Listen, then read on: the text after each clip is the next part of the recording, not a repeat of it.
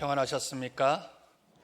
주님의 이름으로 문안드립니다. 제가 남성교회는 처음 방문을 하는 것 같습니다. 목사의 가장 큰 특권 중에 하나는 살아계신 하나님 말씀을 전하는 것인데, 그 말씀 전하는 사역을 할 수 있도록 또 불러주신 차목사님, 또 허락해 주신 당회원들 감사드립니다. 또 감사드려야 될 제목이 또 한 가지 더 있습니다.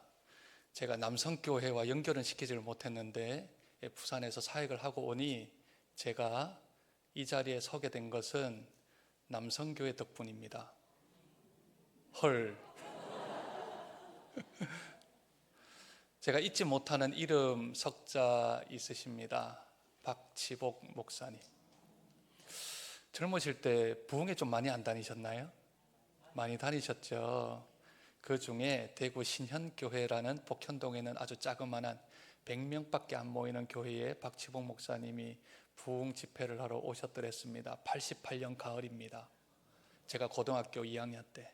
그럼 또 나이 계산하시죠? 그때 주님을 만나고 얼마 안 돼서 박지복 목사님이 부흥회를 오셨는데, 그때는 월요일부터 금요일까지 했어요. 내일 김지찬 교수님은 이제 3일 하지만 옛날에는 막 그 새벽, 낮, 그리고 저녁까지 마지막 날 저녁 집회였던 것 같습니다. 마치고 배웅을 하는데 박지복 목사님이 그 제일 앞에서 아멘 하던 개 좀 한 불러라 이러시는 거예요.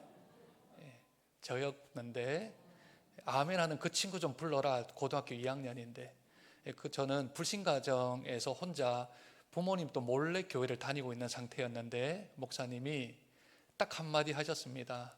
자네 나중에 목회길에서 보자꾸나. 헐. 그때는 제가 전혀 목회에 대한 생각도 없었고 목회에 대한 마음도 없었고 환경도 여건도 안 되었는데, 그 말이 저한테 뇌리에 있었고 그것으로 인하여 총신신대원도 또 시험을 치게 되었고 또 목회의 길을 걸어가게 되었습니다. 2014년 6월 1일 장정교회에 부임을 했더니 역사를 보니까 박지복 목사님의 아드님 중에 목회를 하시는 분이 계시지요. 누구시죠? 박성일 목사님이 장정교회 4대 목사님이십니다. 모르셨지요? 예, 서울 동부교회에서 이제 원로 목사님으로 은퇴를 하셨는데, 예전에 제가 6대 목사인데 4대 목사님으로 사역을 해서 남성교회의 박지복 목사님이 저에 대한 목회의 길로 인도를 해주신 그 빚에 대한 감사를 우리 성도님들이 대신 들으시고, 야, 목사님이 그 옛날 37년 전에 자네 목회의 길에서 보자꾸나 했던 그 사람이 오늘 헌신 예배에 와서 말씀을 전해 갔더라는 말을 꼭 전해주시면 아마 박 목사님에게도 흐뭇한, 나는 기억도 없을 텐데 목사님은 기억도 없을 텐데 그 한마디가 씨앗이 되어서 이우식 목사가 있게끔 해주는 또 발판이 된 것, 주님의 이름으로 남성교회와 박지복 목사님을 축복합니다.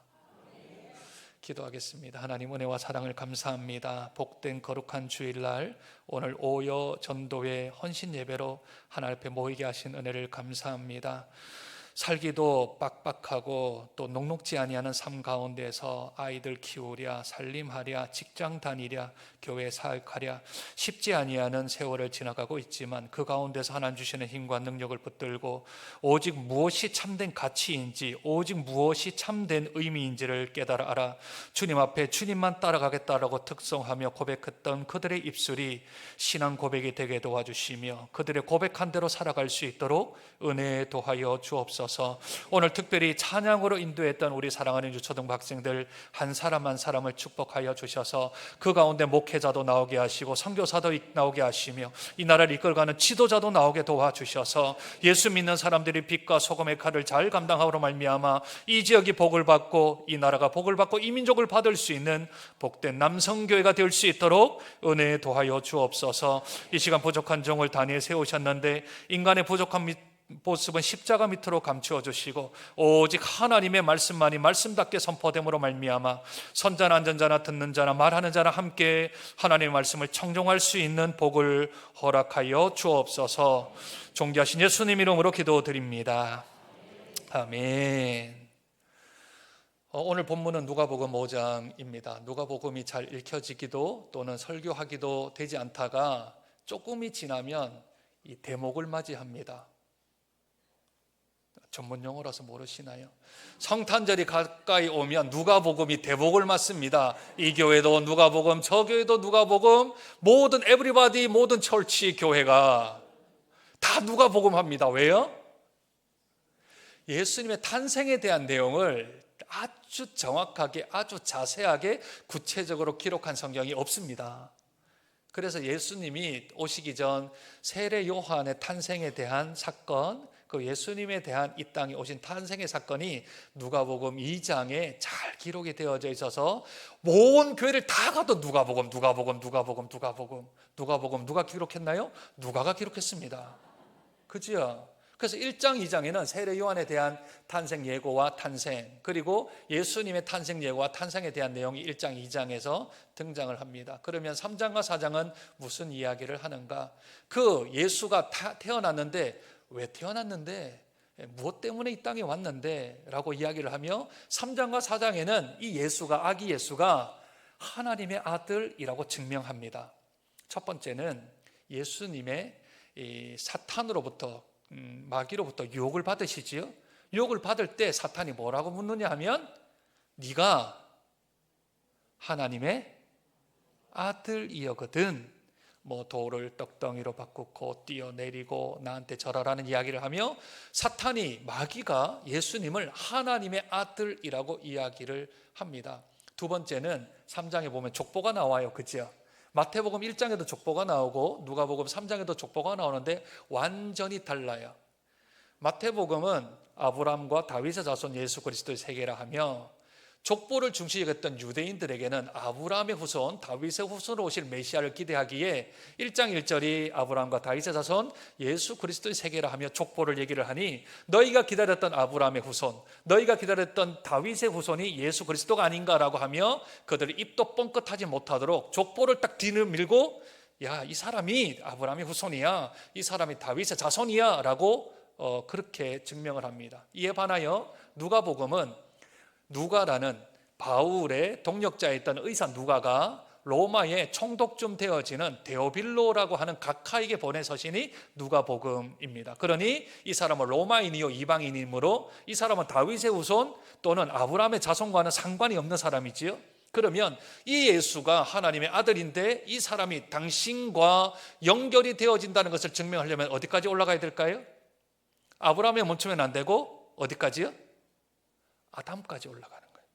아담, 인류의 조상 아담의 후손인 하나님의 아들 예수라 해서 예수의 이상은 요셉이요, 그 이상은 누구요 하다가 어디까지 올라간다고요? 아담까지 올라간다고. 왜요? 데오빌로 각하와 연결을 시키려고 하니까. 그래서 3장과 4장은 예수님이 하나님의 아들, 2장은 예수님의 탄생, 왜 오셨는가? 하나님의 아들입니다 라는 것을 이야기를 하죠. 그러면 이제 4장까지 그렇게 하나님의 아들이라는 것이 증명이 되었으면 5장부터는 무슨 이야기를 해야 될까요? 예수가 이 땅에 태어났고 하나님의 아들인데, 그러면 이 땅에 왜 왔는데, 무엇 때문에 왔는데에 대한 이야기를 해야 논리적으로 전개가 되겠죠. 그렇죠? 그래서 5장은 그 아들이 왜 왔습니까? 라는 이야기를 하고 있습니다. 오늘 5장 우리 읽었지만 성경책이 있으신 분들은 8절을 한번 보실까요?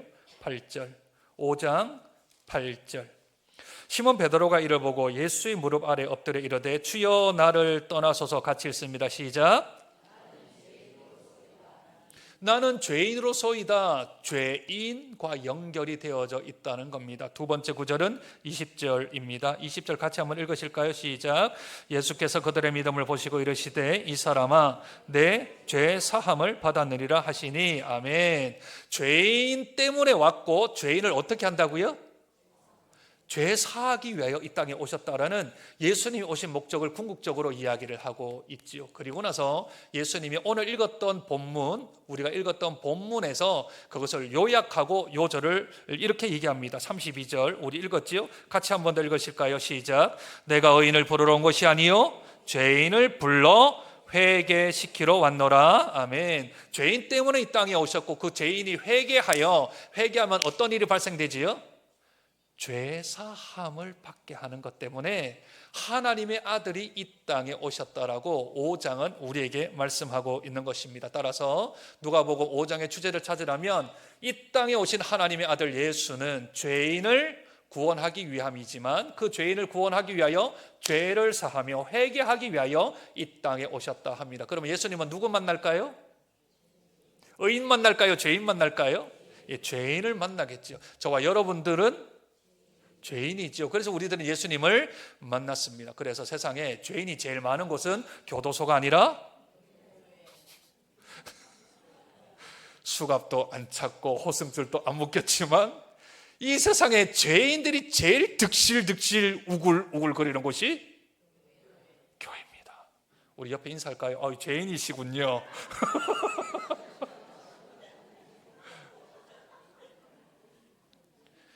내가 죄인이라고 고백하면 예수가 필요합니다. 내가 의인이라고 생각하면 예수가 필요 없습니다. 오늘도 예수님은 죄인 한 사람을 부르시려고 레위라는 사람을 찾아오셨습니다. 여러분들에게 조금 본문을 조금 더 각인시키고 기억시키기 위해서 그림 하나를 좀 준비하는데 한번 띄워 보시겠습니까? 그림 하나 좀 띄워 주십시오. 여러분들 인터넷에 카라바지오라고 이름을 치셔서 마태를 부르심이라고 하면 이 그림이 바로 뜹니다. 1599년에서 1600년 2년 동안 카라바지오라는 이태리 화가가 쓴 그런 그림인데 제목이 마태를 부르심입니다. 장소는 유대의 한 세관입니다. 세관에 있습니다. 그 그림이 여러분들 보시면 아시겠지만 좌측편에는 5명이 있고 우측편에는 2사람이 있지요. 그 우측편에 있는 2사람 중에 안쪽에 있는 분이 예수님이고 바깥에 있는 사람이 베드로입니다.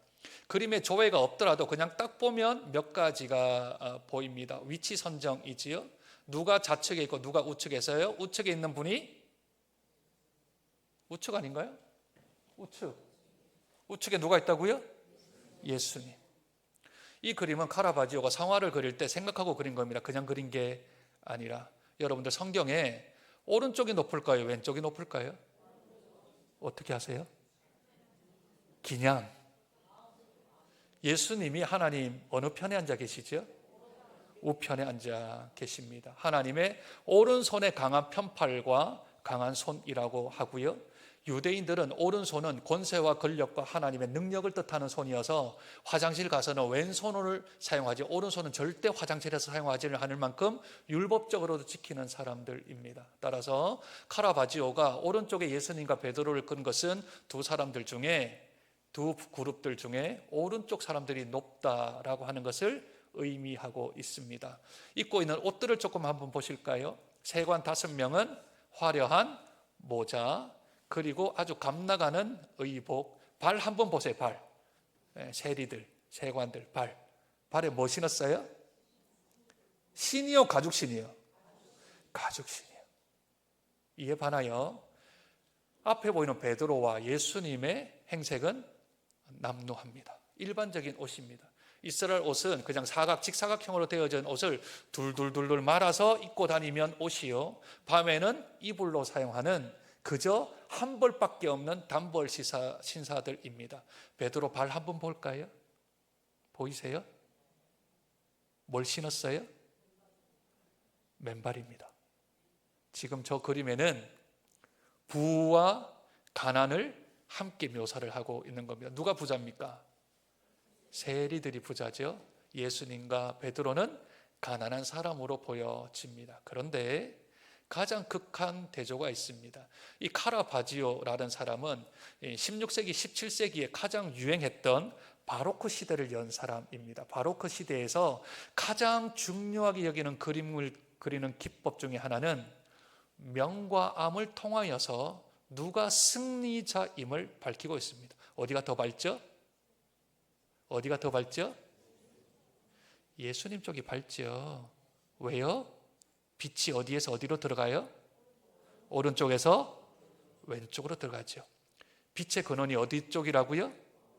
예수님 쪽이, 오른쪽이 아니고 예수님 쪽에서 세리 쪽으로 빛이 가고 있다고요. 생명의 물결이 예수님에게서 세리 쪽으로 가고 있다고요. 이러한 극한 위치에 대한 대조, 그리고 형색에 대한 대조, 명암, 빛과 어둠에 관한 대조가 있는데, 이 대조들도 그림에서 보아야 하는데 더 중요한 것은 손가락입니다. 손가락. 저기에 세 개의 손가락이 등장합니다. 첫 번째 손가락, 예수님의 손가락입니다. 예수님이 가리킵니다. 세리 레위를 가리켜 너다, 너가 나의 제자가 될 사람이야, 너다 하고 예수님이 손가락을 가르치지요. 베드로는 지금 누구를 보면서 손가락을 가르치지요? 베드로는 보세요, 팔이 다 안 나왔지요? 무슨 뜻일까요? 쟤요? 쟤요? 쟤? 아니지요 예수님, 이런 스타일입니다. 그리고 세리 보세요, 옆에 있는 사람 가르쳐요. 얘요? 얘가 세 가지의 손가락이 등장을 합니다. 왜 손가락이 나올까요? 여러분은 미켈란젤로가 그린 천지창조라는 그림 혹시 가다가 이렇게 본 적 있으세요? 거기 보면 아담과 하나님이 손이 맞닿죠. 이게 뭐냐 하면 하나님과 사람의 연결을 뜻합니다. 여러분 이거 좀 어디서 본 적 없으세요? 이거? 어디서 봤어요? 야, 여기는 영화도 잘 보시고 대답도 잘 하시고, 그냥 이우식 목사를 목사로 만든 게 아니네요. E.T에 나오죠. 왜 E.T와 사람이 왜 이렇게 손을 붙일까요? 스티븐 스필버그 감독이 유대인이에요. 그래서 천지창조를 알고 있고 하나님의 손가락에 관한 이야기를 알고 있다고요. 그런데 저 안에 세 개의 손가락이 등장을 하죠. 이 그림을 생각하면서 우리 하나님 말씀을 조금 생각했으면 좋겠습니다. 오늘 예수님께서 세리인 레위를 부르신 곳은 갈릴리 어느 한적한 지역이었습니다. 그것도 세관이었지요.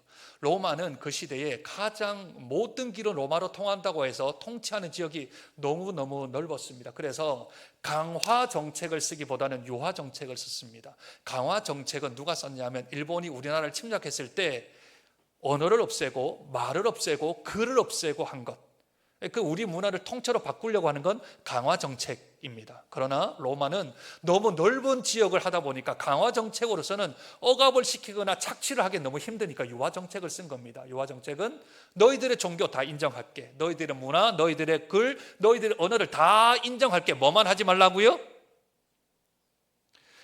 반란만 좀 일으키지 마라, 민중 봉기만 일으키지 마라. 그러면 다 허락해 줄게. 빌라도가 예수님의 죄를 발견했나요? 못했나요? 못했지요. 그런데 왜 죽였습니까? 왜 법정 언도 사형을 선고했습니까? 밀란이 일어날까 봐. 들고 일어나면 자기도 모가지가 되니 예수님을 사형 선고를 내렸던 겁니다. 그러니까 로마는 방만한 지역들 때문에 모든 것들을 다 허용했습니다. 그 가운데 일어났던 아주 안 좋은 것이 세금 정책이었습니다. 이 세리들이 그냥 세금만 거둘 뿐만 아니라 여기에 3배를 더 걷었습니다. 그래서 한 배는 로마에 바치고 한 배는 자기 상관에게 바치고 한 배는 자기가 착취했습니다. 그래서 유대인들은 이 세리들을 죄인뿐만 아니라 매국노라고 생각을 했던 것이지요. 세리들은 무식하거나 천한 사람들이 아니었습니다. 첫 번째, 이 세리가 되려면 회계사가 되어야 되지요.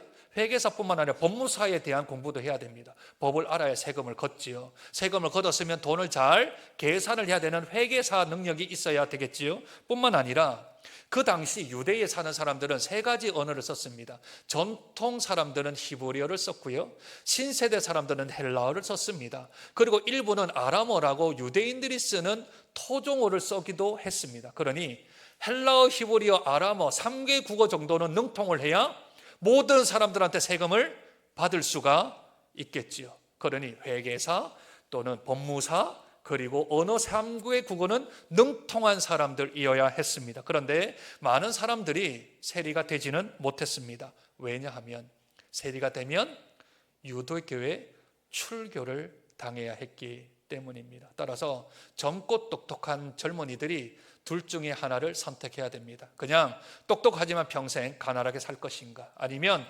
출교를 당해서라도 부자인 세관, 세리가 될 것인가? 그 둘 중에 하나를 선택해야 됐습니다.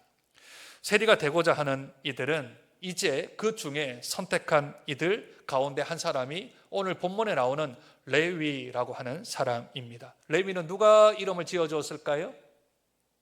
부모님이 이름을 지어 주었겠지요. 그 뜻은 연합이라는 단어인데, 연합이라는 단어보다는 레위는 제사장 지파입니다. 그지요? 레위 지파 가운데서 제사장이 나오고 또 아론의 반차를 따라서 대제사장이 나오는 그러한 지파이니 너는 제사장 가문이 되고 너는 대제사장처럼 거룩하게 살아라고 하는 뜻으로 레위라는 이름을 지어주었지 않았을까요? 오늘 저는 이 설교하기 전에 마음이 기뻤습니다. 박지범 목사님 생각해서 기쁘기도 했고 아이들이 찬양을 해서 기쁘기도 했는데 더 기뻤던 것은 오늘 사회 보시는 우리 집사님이 제 이름을 이우식 목사라고 해서 너무너무 기뻤습니다. 제가 밖으로 많이 다니지는 않지만 한 번씩 가면 자꾸 저를 세레락이나 베지밀로 바꾸시는 분들이 계세요. 이유식 목사라고 해서 아이가 먹는 밥으로 바뀌는 경우들이 있어서 이유식 아닌데 이우식인데, 그런데 그나마 이유식은 감사한 일이죠. 왜냐하면 유식하니까. 어느 교회를 갔는데 주보에 오타가 나가지고 이무식으로 나와. 괜찮습니다. 그냥 무식이든 유식이든 세레락이든 베지밀이든 하나님 말씀만 잘 전하면 되어지니까. 근데 제 이름은 원래 이준우입니다. 족보에는. 제가 경주 2가 익제공파인데 저희 학렬에 따르면 제 위에가 종자고 제가 우자고 밑에 상자, 희자, 제자 뭐 그렇게 왔다 갔다를 해요. 그래서 제가 비우자 쓰는 돌림자인데 우자가 제일 끝에 가야 되는데 제 우자가 중간에 갔잖아요. 왜 제 이름이 이우식이 됐는가? 이준우로 안 쓰고 할아버지가 제 이름을 지었는데 제가 이제 외아들이고 종손이거든요. 종손이고 장남이고 하나밖에 없죠. 우리 아들 할아버지 키가 적으세요? 아버지가 키가 적으세요. 그래서 우리 장손, 우리 아들은 키 좀 커라. 그래서 이 씨가 오얏나무리잖아요. 이 자두나무리입니다. 자두나무를 비웃자, 비가 오는 날에 심을 식자, 나무에 바르게 심으면 쑥쑥 키가 좀 잘 자라지 않겠는가? 그런 의미로 이 준우를 이우식으로 이름을 바꾼 거죠. 집에서. 이우식 무슨 말입니까? 키 잘하라, 키 컸으면 했습니다. 제가 키가 181이니까 이름값 하고 사는 사람입니다. 이래봬도. 그죠? 부모의 소원이 담겨져 있고 할아버지의 소원이 담겨져 있는 게 이름입니다. 레위 너는 레위 지파처럼 거룩하고 구별되고 사람들로부터 존경받고 사람들로부터 인정받는 인생을 살아라 라고 하며 레위라는 이름을 받았는데 실상은 세리가 되었습니다. 사람들로부터 욕을 얻어먹고 바리새인들과 사두개인과 서기관들에게는 죄인이라는 손가락질을 받는 사람으로 전락을 해버렸던 것이지요. 아까 그림처럼 부는 축적했습니다. 젊은 나이에 많은 돈은 모았습니다. 부자가 되면 행복할 줄 알았습니다. 부자가 되면 정말 나는 인생 성공할 줄 알았습니다. 그런데 자괴감이 드는 겁니다. 내가 이러려고 세리가 되었나? 내가 이러려고 부자가 되었나? 하는 자기의 자괴감과 또 자존감이 많이 무너져 버렸던 것이지요. 우리 남성교회 성도님들은 우리 한국말을 잘 사용하시기를 축복합니다. 우리나라 말에 참 안 좋은 말 하나가 있어요. 안 좋은 말 하나가 있어요. 제가 하나님의 은혜로 미국에서 한 7년 정도 살 기회가 있었는데 저희 작은 딸이 생일 초대를 받아가지고 미국인 집에 초대를 받아갔어요. 갔다가 이제 왔는데 아이가 하는 말이 이래요. 아빠, 오늘 갔던 친구 집 정말 잘 살아요. 이런 거예요. 뭐가 잘 사는데? 그랬더니 아빠, 수영장이 있어요. 집에. 그리고 뒤에 미니 골프장도 있고요. 트램블린도 있어요. 트램블린 뭔지 아세요? 이거. 퐁퐁이라 그러나요? 여기는 뭐라 그래요? 그걸 집에 있다고. 집에 2-3개가. 집이 무지막지하게 잘 살아요. 초등학교 5학년 때인데 이제 목사한테 걸렸죠. 딸이. 얘야, 그건 잘 사는 게 아니란다. 그건 부자로 사는 거란다. 우리 집은 가난하지만 잘 살고 있단다. 무엇이 잘 사는 건데요? 하나님의 말씀대로 사는 게 잘 사는 거고, 하나님 말씀대로 살지 않는 게 잘 못 사는 거다. 따라서 부자로 사는 것은 편하게 사는 것이지 잘 사는 게 아니고, 부자도 잘 살 수 있고 잘 못 살 수도 있고, 가난해도 잘 살 수 있고 잘 못 살 수도 있다. 돈이 있고 없고, 내가 소유가 많고 적고는 잘 산다 잘 못 산다라고 평가할 수 없고, 신앙대로 믿음 가운데 살아가면 잘 사는 것이며, 하나님의 은혜 가운데 살아가는 것이 잘 사는 것이다. 그랬더니 딸이 하는 말, 목사인 줄 압니다. 그 말이 무슨 말일까요? 설교를 당장 집어치우시오, 내가 그의 말을 따르리오, 이런 뜻 아니겠습니까? 레위는 부자로 살면, 소유가 많으면 잘 살 줄 알았습니다. 그런데 돈을 벌고 나니, 부자가 되고 나니 잘 산 게 아니라 잘 못 살고 있음을 깨닫게 된 것이지요. 이런 자괴감에 취해 있는, 오늘도 돈을 헤아리고 있는 레위, 돈은 오늘 많이 벌겠지만 그 마음에 풍족함이 없고, 또한 그 마음에 핍절한 상태에 있는 그 세관에 오늘 예수님이 찾아오신 것이지요. 그리고 예수님이 세관에 있는 레위를 통하여 손가락을 길게 펼치며, 너다, 너가 나의 제자가 될 것이다 하고 손을 펼칩니다. 여기에 레위의 조건이 있나요? 레위가 뭘 잘한 게 있나요? 착한 일 했나요? 아니요. 오늘 또 삥 뜯고 왔습니다. 오늘 또 착취하고 왔습니다. 오늘 또 동족의 피고름을 뽑아 왔습니다. 뭘 잘한 게 있나요? 하나도 없습니다. 그런데 예수님이 너다, 너가 나의 제자다. 조건 없습니다. 자격 없습니다. 이유 없습니다. 저와 여러분들이 이곳에 앉아 있는 이유 있나요? 자격 있나요? 어떻게 좀 자격증 좀 따셨습니까? 미적분 좀 푸셨어요? 하늘나라 들어가는 시험 좀 합격하고 오신 건가요? 우리에게 자격이 있나요? 우리에게 이유가 있나요? 우리에게 조건이 있나요? 하나도 없습니다. 무엇이 있나요? 하나님의 은혜가 있지요. 하나님의 은혜로 레위는 예수님의 제자가 되었고, 저와 여러분들 또한 예수님의 믿는 제자와 하나님의 자녀가 된 줄로 믿습니다. 우리를 불러주시고 우리에게 찾아오시고 우리에게 손가락을 내미시며, 너다, 그냥 너다, 너 있는 그대로, 나이 상관 불문, 남녀 불문, 노소 불문, 동서고금 불문, 너다 하고 지명하여 불러 너를 나의 자녀로 삼아주신 것은 하나님의 은혜밖에는 설명할 길이 없지요. 그래서 사도 바울이 고린도전서 15장에 고백하기를, 나로 나 된 것은 하나님의 은혜로다. 내가 모든 사도보다 더 많이 수고하였으나 그러나 내가 한 것이 아니요 오직 하나님의 은혜로다 라고 고백할 수 있는 저와 여러분들이 되시기를 축복합니다.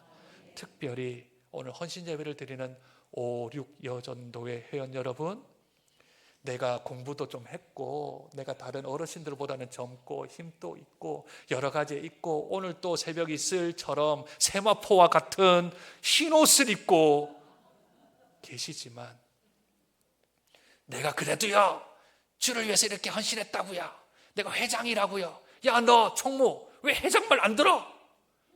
하지 마시고 하나님의 은혜로 되었으므로 오직 자랑은 우리 예수님만, 하나님만 자랑하셔서 나를 부르신 하나님, 그 하나님께서 나에게 대한 그 은혜를 베푸사 내가 이 자리에 있게 됨을 기억하시고 헌신하는 5, 6 여전도의 회원 되시기를 축복드립니다.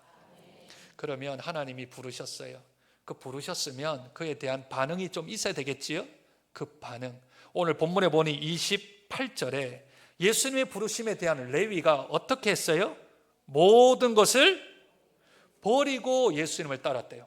모든 것을 버렸다라고 이야기하는 것은 증거로 드러나야 합니다. 그 증거가 무엇인가 하면 29절 레위가 누구를 위하여?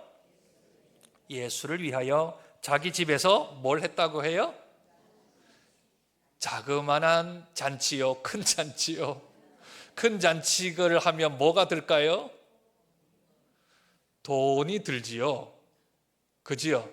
돈이 들지요. 큰 잔치를 벌였다는 건 한두 사람을 불렀던 게 아닙니다. 결혼식처럼 몇백 명을 불러서 잔치를 했다라는 말입니다. 그러면 큰 돈이 나갔겠지요.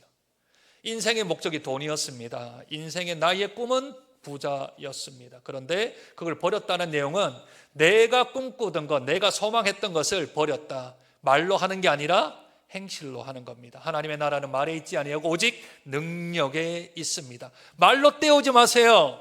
아내를 내가 너 사랑하는지 내가 꼭 말로 해야 되냐? 말 안 하고 뭘로 해야 돼요? 요새는 금이 비싸요.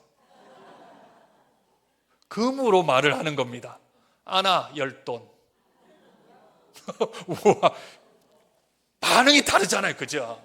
반응이 다르잖아요. 남편 사랑하는 것 뭘로 하죠? 아침 밥상. 밤늦게 들어오는 남편을 향한 반찬으로 보여줘야지요. 행동으로요. 말도 필요하지만 뭐도 필요하다고요? 행동으로. 그게 믿음과 행함은 하나입니다. 행함이 없는 것은 죽었다 했잖아요. 레위가 예수님의 부르심에 감격이 있었으면 충격이 있어서 내가 생명처럼 사랑했던 돈을 내놨다고요. 돈을. 그게 반응이라고요. 혹시 여러분들 자동차 사고 나 보셨습니까? 그냥 접촉사고요. 뒤에서 받으면 어디가 아프죠? 목이 아프잖아요. 차와 차가 박으면 사람이 목이 아파요. 허리도 아파요. 이게 한 달이고 2달 지나서 후유증이 나타날 수도 있죠. 그죠? 근데 차보다도 더 크신 천지 만물을 지으신 우리 예수 그리스도가 내 안에 쾅 하고 들어오셨습니다. 내 안에 그 예수 그리스도께서 이 작은 몸뚱아리 안에 천지의 주관자이신 하나님이 내 안에 확 들어왔습니다. 충격 있어요, 없어요? 후유증 있어야 될까요, 없을까요? 그 후유증 때문에 내 말이 바뀌고 내 행동이 바뀌고 나의 눈이 바뀌고 내 표정이 바뀌고. 왜요? 후유증 때문에. 너 왜 그러니? 너 밥 잘못 먹었니? 뭐 좀 돌한 거 아니야? 아니요. 후유증이 있어가지고. 무슨 후유증인데? 바위보다도 더 큰 예수께서 나한테 들어오셨는데 내가 후유증이 없겠습니까? 그래서 내가 조금 돌은 것처럼 보이지만 정상입니다. 모든 것을 버리고 큰 잔치를 벌린 레위. 예수님이 얼마나 이 레위의 행동이 이쁘셨는지 이름 하나 지어주셨습니다. 야고보와 요한에게는 보아너게라는 울의 아들이라는 이름을 지어주셨고요. 또 시몬이라는 제자에게는 침묵은 금이긴 합니다. 베드로라는 이름을 지어주셨습니다. 그리고 레위라는 이 세리에게는 마태라는 이름을 지어주셨습니다. 마태라는 뜻의 뜻은요, 하나님의 선물이라는 뜻입니다. 하나님이 마태를 그냥 그대로만 쓰신 게 아니라 우리가 잘 알고 있는 마태복음을 기록한 사람이 이 세리 레위입니다. 이 레위를 예수님이 마태, 너는 하나님의 선물이야. 너가 살아왔던 인생 괜찮아. 세리로 살았던 상관없어. 지금부터 그 후유증을 받았으면, 충격을 받았으면 이제부터 다르게 살면 된다 합니다. 그 은혜가 고맙고 그 은사가 너무나도 감사해서 마태는 마태복음을 기록했을 뿐만 아니라 우리가 모르는 몇 가지 일들을 더 했을 것으로 추정을 합니다. 그 첫 번째, 예수님의 부활의 증인이 되어서 이 마태는 교회사에 따르면 에디오피아에 가서 선교사로 하다가 거기에서 순교를 당한 것으로 기록을 합니다. 뿐만 아니라 이 마태는 순교했을 뿐만 아니라 그 안에서 복음을 전했겠지요. 그래서 사도행전 8장에 보면 에디오피아 내시가 유대 땅을 갔다가 돌아가는 길에 누구를 만나냐면 빌립 집사를 만나게 되어집니다. 그러면서 빌립 집사에게 묻습니다. 내가 에디오피아에 있을 때 이사야 53장을 읽었는데 이 고난받는 종, 죽임을 당하는 종이 이게 누구냐라고 물어서 우리 구주 예수 그리스도에 대한 복음을 전합니다. 그랬더니 그 에디오피아 내시가 충격을 받고 내가 그럼 무엇을 하리요? 그랬더니 회개하고 세례를 받으라 해서 그가 그곳에서 바로 회개하고 세례를 받게 되어집니다. 그런 문제, 에디오피아 내시가 이사야 53장을 읽게 된 건 누구 때문일까요? 마태가 그곳에 선교를 했기 때문이지 않을까요? 그리고 나서 누가복음 한참 지나 오늘 5장인데 19장에 가면 누구 한 사람이 등장을 해요. 저와는 조금 상반되게 키가 좀 작으시고요. 그리고 뽕나무가 아니고 이스라엘은 뽕나무가 없어요. 돌감람나무. 돌감람나무에 올라가서 그 참 내 부하 중에 한 명이 인생이 전환되고 바뀌었다던데, 그 레위라는 애가 인생이 완전 바뀌었다던데 그 사람이 누군가 하고 올라간 사람이 있어요. 누굴까요? 삭개오. 삭개오의 직업은 세리장. 레위로부터 뇌물 받던 세리장. 세리장이 돌감나무에 올라가서 예수님 지나간 것을 보고 예수님과 눈이 마주쳤죠. 그리고 예수님이 오늘 내가 너의 집에 유하여야 하겠다라고 그 집에 갑니다. 그래 갔더니 레위는 큰 잔치를 베풀어서 예수를 만난 충격을 보였는데 삭개오 세리장은 어떻게 하지요? 내가 남행을 빼앗은 것 있으면 4배를 갚고 토색한 것 있으면 5배로 갚겠습니다. 세리장 또한 자기는 돈을 놓고 평생을 살아왔는데 그런데 그 돈을 내놓는 겁니다. 그것은 자기 인생을 내놓는 것과 동일한 일이지요. 그랬더니 예수님이 하시는 말씀, 오늘 이 집에 구원이 임하였다. 주인이 바뀌었다. 세리장 삭개오의 주인은 돈이었는데 이제 주인이 예수님으로 체인지가 되어지는 역사가 일어나게 되어지지요. 그러므로 마태는 에디오피아의 선교사이며 에디오피아 내시에게 영향력을 끼친 사람이며 또한 그의 상관이었던 삭개오에게까지 영향력을 끼쳤던 세상의 빛이요 세상의 소금의 역할들을 감당했던 하나님의 귀한 사람이었습니다. 그러한 이 마태처럼 하나님께 쓰임받는 우리 5, 6 여전도의 회원들 되시기를 축복드립니다. 세상에 빛이 되어서 우리의 가정에 있는 아이들에게 영향력을 끼치는 엄마, 또 직장 속에서는 다른 사람들에게 영향력을 끼치는 직원으로, 교회에서는 다른 전도회와 다른 성도님들에게 영향력을 끼치는 그런 마태와 같은 하나님의 귀한 직분을 감당하는 우리 5, 6 여전도회 그리고 우리 남성교회 성도님 되시기를 축복드립니다. 그리고 나서 마무리를 해야 됩니다. 이 4시간 넘어서 마무리를 해야 될 것 같아요. 끝마치고 나니까 또 구역장 권찰 모임도 있네. 그죠? 근데 시간이 지나가면 구역장과 권찰님들은 언제 끝나나 언제 끝나나. 하나 남았습니다. 마태가 마태복음을 썼다 그랬죠.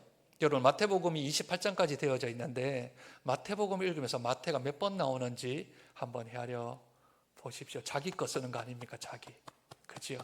제가 만약에 장정교회 역사를 쓰면 그래도 이유식 목사 몇 자는 좀 쓰지 않을까요? 네? 주차장을 건설한 이유식 목사, 교육관을 리모델링한 이유식 목사, 교회를 부흥시킨 이유식 목사, 뭐 이렇게 쓰지 않을까요? 전혀 안 좋은 눈빛으로 쳐다보시는데, 근데 마태가 자기 이름을 마태복음에 딱 한 번 씁니다. 그 제자들의 이름을 얘기할 때 그때 딱 한 번 씁니다. 10장 3절에 보면 12제자의 이름을 쓰는데 뭐라고 기록하냐면 나중에 한번 찾아보세요.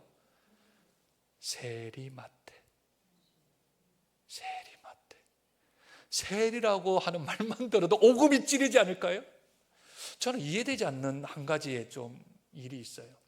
천주교 천주교들이 왜 그런 일을 하는지를 잘 모르겠어요. 천주교들은 베드로의 후손이라고 따져서 교황이 무죄하다라고 이야기하거든요. 그러면 베드로가 제일 싫어하는 짐승 누굴까요? 무엇일까요? 닭이지요, 닭. 닭만 해도 몸서리치지 않을까요? 왜? 3번 부인한 게 생각나니까. 근데 여러분들 우리 주위에 있는 성당들 보세요. 제일 꼭대기에 뭐의 형상이 있어요? 하늘에 있는 베드로가 성당 보면 완전 전기가 막 찌릿찌릿하지 않을까요? 그 왜 닭을 그려? 물고기를 그리지. 사람 낚는 어부였던 베드로. 그 닭을 그려놨다고요. 그죠? 몸서리 치지요. 닭만 보면. 제가 혹시라도 가능하면 천국에 후라이드 치킨 한 마리 가져가고 싶고 베드로에게 좀 주고 싶은, 그러면 저한테 막 이렇게 고개 숙이고 막 도망 다니지 않겠습니까? 이 닭고기 닭다리인데요? 이렇게 얘기하면. 마태가 제일 싫어하는 단어는 뭘까요? 세리요. 자기의 가장 치부, 자기의 가장 연약한 부분, 자기가 가장 돕고 싶은 흑역사, 그게 세리였는데 마태복음에 자기를 소개할 때 세리 마태라고 기록을 해요. 사도 바울은 괴수 중에 괴수라고 얘기를 해요. 왜? 하나님의 찬란한 광채 앞에 서니 내가 잘한 것보다 잘못한 것밖에는 생각이 들지 않았기 때문이지요. 그래서 내가 주를 위해 충성하고 헌신하고 봉사하되 나의 자랑은 아무것도 없고 그저 죄인인 나 자신만 남게 되겠지요.